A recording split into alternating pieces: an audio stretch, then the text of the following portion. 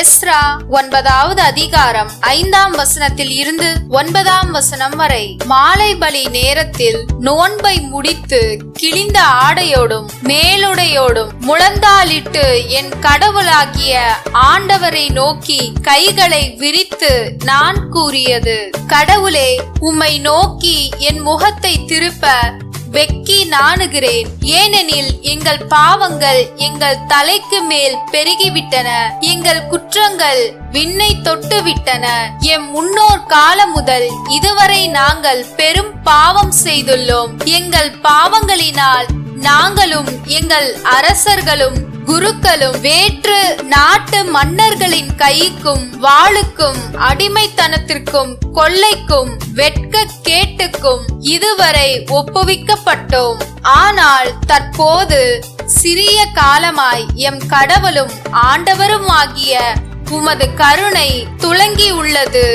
எங்களுள் சிலரை எஞ்சியோராக விட்டு வைத்தீர். உமது புனித இடத்தில் எங்களுக்கு சிறிது இடம் தந்தீர். எம் கடவுளாகிய நீர் என் கண்களுக்கு ஒளி தந்தீர். எனது அடிமைத்தனத்திலிருந்து சற்று விடுதலை அளித்தீர். நாங்கள் அடிமைகளாக இருந்தும் என் கடவுளாகிய நீர் எங்களை அடிமைத்தனத்திற்கு கையளிக்கவில்லை. மாறாக நாங்கள் உயிர் பிழைக்கவும் எங்கள் கடவுளின் கோவிலை எழுப்பவும் பாழடைந்ததை பழுது பார்க்கவும் யூதேயாவிலும் எருசலேமிலும் பாதுகாப்பு அளிக்கவும் பாரசீக மன்னர்களின் முன் எமக்கு உமது தயை கிடைக்கவும் செய்தருளினீர் என்றார். லூக்கா 9வது அதிகாரம் 1ஆம் வசனத்தில் இருந்து 6ஆம் வசனம் வரை.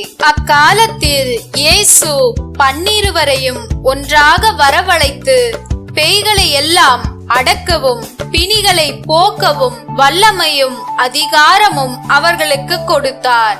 இறையாட்சி பற்றி பறைசாற்றவும் உடல்நலம் குன்றியோரின் பிணி தீர்க்கவும் அவர்களை அனுப்பினார். அப்பொழுது அவர்களை நோக்கி, பயணத்திற்கு கைத்தடி, பை, உணவு, பணம் போன்ற எதையும் எடுத்து கொண்டு போக வேண்டாம். ஓர் அங்கி போதும். நீங்கள் எந்த வீட்டுக்குள் சென்றாலும் அங்கேயே தங்கி இருங்கள். அங்கிருந்தே புறப்படுங்கள். உங்களை ஏற்றுக்கொள்ளாதவர்களுடைய நகரை விட்டு புறப்படும் போது உங்கள் கால்களில் படிந்துள்ள தூசியை உதறிவிடுங்கள்.